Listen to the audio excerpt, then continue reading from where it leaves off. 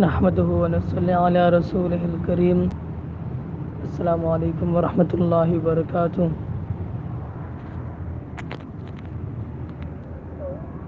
جیسا کہ آپ کو معلوم ہے، گزشتہ سبق میں ہم نے حروف گنہ اور اخفاء کی تشریح کے ساتھ ساتھ حمزہ سے متعلق بھی کچھ باتیں ہم نے جان لی تھی، اور اس کے علاوہ کچھ باتیں جو حمزہ سے متعلق ہیں وہ آج کے سبق میں ہم ذکر کریں گے، اور ساتھ ساتھ جو شروع میں الف لام آتا ہے اکثر اسموں کے شروع میں، تو ان کو بھی آج انشاءاللہ ہم ذکر کریں گے۔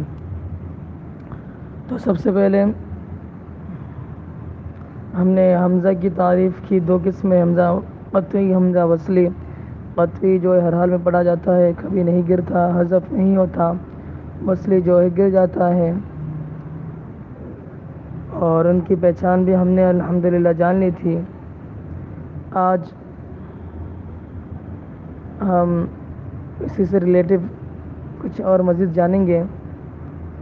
تو 7 اسم ایسے ہیں، سات اسم ایسے ہیں جن کے شروع میں حمزہ وصلیہ مکسور ہوتا ہے، یعنی حمزہ وصلی جو ہے اس کے نیچے ہمیشہ زیر ہی ہوگا 7 اسم کے شروع میں۔ اب وہ کیا کیا ہے؟ نمبر 1 اسم، خود لفظ اسم بھی، جن کی شروع میں حمزہ وصلی ہے لیکن اس کے نیچے زیر ہوگا۔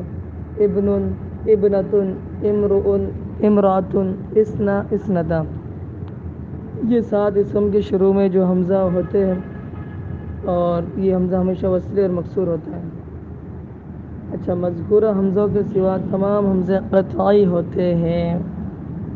یہ جو اوپر ہم نے کل کی بحث سے لے کر اب تک جو ہم نے بحث کی ہے، اس کے علاوہ جتنے بھی حمزہ ہوں گے وہ سارے قطعی ہوں گے۔ جیسے کہ فعل کے شروع میں، فعل کے شروع میں بھی کیا ہوتا ہے؟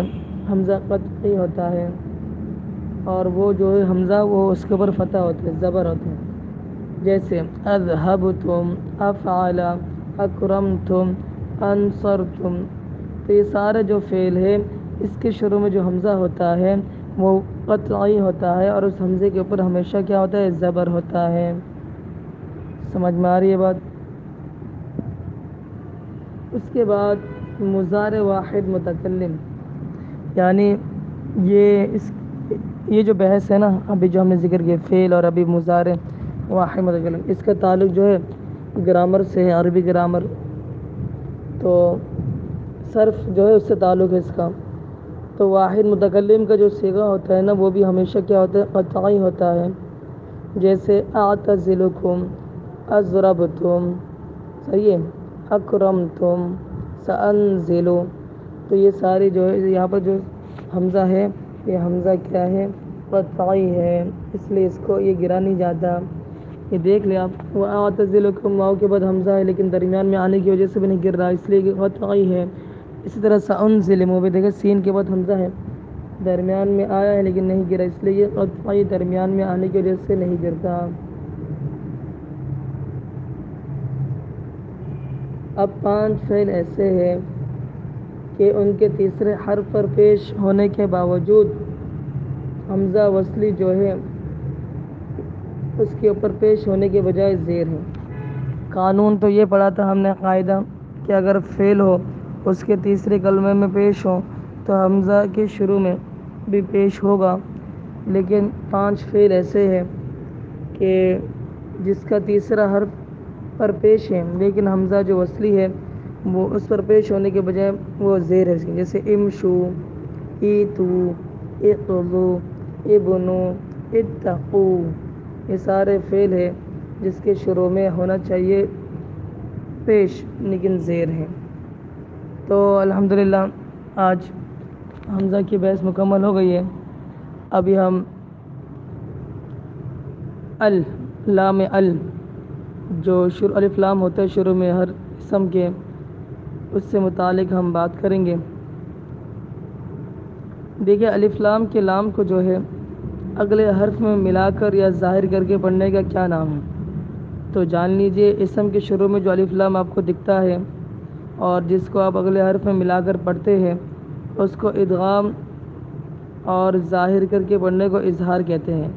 ملا کر پڑھنے کو ادغام اور ظاہر کر کے پڑھنے کو اظہار کہتے ہیں۔ مثال کے طور پر جیسے الکوثر، دیکھیں کوثر ایک لفظ ہے، اسم ہے، اس کے شروع میں الف لام لے کر آ گئے۔ اب یہاں پر جو ہے اب الف لام کو کیا کر کے ظاہر کر کے پڑھ لو الکوثر۔ بعض اسم ایسے ہوتے ہیں جس میں الف لام کو ظاہر نہیں کرتے بلکہ ادغام کی طرح پڑھتے ہیں، جیسے الشمس۔ اب دیکھیں الشمس، شین سے پہلے الف لام ہے، شین سے پہلے ال کا جو لام ہے لام ہے، لیکن یہاں پر لام نہیں پڑھا جا رہا۔ الکوثر میں تو لام پڑھا جا رہا تھا، اس کو ظاہر کہتے ہیں۔ اور ادغام کی مثال الشمس کہ یہاں پر لام نہیں پڑھا جا رہا، ڈائریکٹ الف کو جو ہے شین کے ساتھ ملایا جا رہا ہے، تو اس کو جو ہے ادغام کہتے ہیں۔ اتنی بات سمجھ میں آ گئے؟ اب دیکھیں، اب اظہار یعنی وہ کتنے حروف ہیں کہ اگر لام کے بعد وہ حروف آئے تو لام کو ظاہر کر کے پڑھیں گے۔ تو اظہار کے جو ہے 14 حروف ہیں۔ کتنے حروف ہیں؟ 14۔ الف، با، غین، حا، جیم، کاف، واو، خا، فا، عین، قاف، یا، میم، ہا۔ اور ان 14 حروف کا مجموعہ ہے ابغی حجک وخف عقیمہ۔ اب یہ حروف 14 حروف اگر اب کو لام کے بعد ال کے لام کے بعد کہیں بھی دکھے آپ کو تو وہاں پر آپ کو الف یا لام کو ظاہر کر کے پڑھنا ہے۔ جیسے اب حمزہ کی مثال لے لیں، الآن۔ اب دیکھیں لام کے بعد لام ساکن کے بعد کیا ہے؟ حمزہ ہے، تو آپ کو یہاں الف لام یا لام کو ظاہر کر کے پڑھنا ہے۔ اسی طرح البرق، دیکھ ہم یہاں پر لام کو ظاہر کر کے پڑھے اس لیے کہ آگے جو ہے لام کے بعد با ہے، اور با جو ہے یہ ان 14 حروف میں سے۔ اسی طرح الہدیٰ۔ اچھا تجوید والے جو ہے نا ان کو ایک نام بھی انہوں کو دیا ہوا ہے، ان کو ایک نام سے موسوم کیا ہے، وہ ہے قمریہ والے حروف۔ تو حروف قمریہ بولتے ہیں، حروف قمریہ یعنی لام کے بعد حروف قمریہ کی 14 حروف میں سے کوئی بھی حروف آئے تو وہاں پر آپ کو لام کو ظاہر کر کے پڑھنا ہے۔ سمجھ میں آ رہی بات؟ اچھا اب جو ادغام ہوگا جو اس کے الٹ ہوگا، میں نے آپ کو بتایا کہ وہاں پر لام کو ظاہر کر کے نہیں پڑھتے، ان 14 حروف کے علاوہ جو حروف آئے لام کے بعد تو وہاں پر آپ نے کیا کرنا ہے؟ ادغام کرنا ہے، لام کو ظاہر کر کے نہیں پڑھنا ہے۔ جیسے اس کی مثال الشمس، میں نے اس کی وضاحت کر دی۔ اگلی مثال دیکھیے الزیتون۔ دیکھیے یہاں پر الزیتون میں حمزہ ہے، لام ہے، زا ہے، لیکن یہ جو درمیان میں لام ہے یہ پڑھا نہیں جا رہا، اس لیے کہ یہ جو لام کے بعد جو زا ہے نا یہ 14 حروف کے علاوہ ہے، صحیح ہے؟ اور ہم نے یہ پڑھا ہے کہ ان 14 حروف کے علاوہ کوئی بھی حرف آئے لام کے بعد تو وہاں پر لام کو ظاہر کر کے نہیں بلکہ ادغام کر کے پڑھنا ہے، یعنی لام کو نہیں پڑھنا ہے آپ نے۔ تو ہم نے یہاں پر دیکھا الزیتون میں حمزہ کو ڈائریکٹ ہم نے کس سے ملا دیا؟ زا سے، الزیتون۔ اسی طرح الثواب، دیکھیے یہاں پر بھی سا سے پہلے لام وہ نہیں پڑھا جا رہا بلکہ یہاں پر ادغام کے ساتھ پڑھ رہے ہیں۔ اچھا ایسے حروف کا بھی نام رکھا گیا ہے، ایسے حروف کو حروف شمسیہ کہا جاتا ہے، جہاں پر لام کو ادغام کر کے پڑھتے ہیں، جن حروف کے ساتھ ان حروف کو حروف شمسیہ کہتے ہیں، اور جن حروف کو ظاہر کر کے پڑھنا ہوتا ہے ان کو حروف قمریہ کہا جاتا ہے۔ سمجھ میں آ گئی بات؟ لیکن ایک بات یاد رکھیں کہ فعل کے شروع میں، فعل سمجھتے ہیں نا، کوئی بھی فعل ہو اس کے شروع میں یا درمیان میں جو لام ساکن ہو، آپ کو لام دکھے اس کو ہمیشہ ظاہر کر کے پڑھیں گے، اس میں ادغام نہیں کریں گے۔ جیسے فلتقمہ، اب یہ اصل میں التقمہ، تو التقمہ یہاں پر لام ساکن ہے، اس کے بعد کیا ہے؟ اگرچہ حروف قمریہ میں سے تا نہیں ہے، تا تو حروف شمسیہ میں سے نا، اگر بالفرض فعل کے علاوہ آپ تا کی مثال دیجئے، جیسے التواب، دیکھیے یہاں پر لام نہیں پڑھ رہے ہیں نا کیونکہ تا تو حروف شمسیہ میں سے، تو قانون کی روح سے تو التقمہ بھی اتقمہ ہونا چاہیے تھا، تو چونکہ یہ فعل ہے اور فعل جو ہے اس قانون سے مستثنیٰ ہے، یعنی حروف شمسیہ اور قمریہ والے جو قانون ہیں وہ فعل پر لاگو نہیں ہوتے ہیں، اس لیے فعل کے شروع میں جو لام ساکن ہو اس کو ہمیشہ ظاہر کر کے ہی پڑھنا، اس کو ادغام نہیں کرنا۔ جیسے فلتقمہ، فلتقطہ، جعلنا، قلنا۔ سمجھ میں آ رہی بات؟